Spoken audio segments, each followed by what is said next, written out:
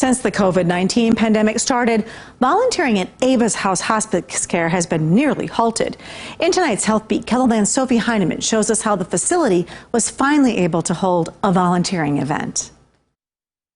Senior Augustana University student Jillian Stamp is no stranger to volunteering. She's been working with Sanford Health's hospice care patients at Ava's House for almost 2 years. It's truthfully one of the most rewarding and fulfilling opportunities I've ever had in my life. You get to just interact with patients and their families going through the end-of-life process. But since COVID-19 hit KELOLAND, she hasn't been able to help as much as usual. That was until recently, when she learned that Ava's House was in need of volunteers to make blankets for hospice patients. So really we are just wanting to give something else to help comfort our patients, and tie blankets are nice and cozy, so that's kind of where the idea came from. And also it's really just another way to thank them for choosing Sanford Hospice during this time. Catherine Hanton is the volunteer coordinator with Sanford Hospice.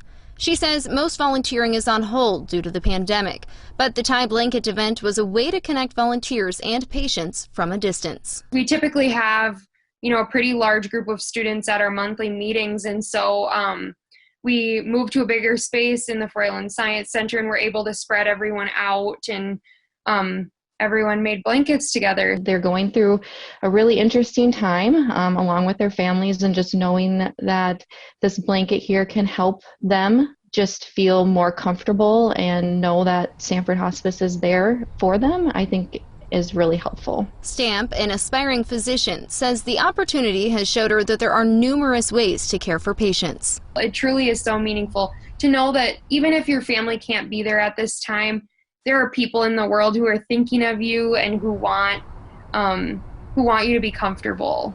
With HealthBeat, I'm Sophie Heineman. To learn more about Ava's House, go to this story on KELOLAND.com.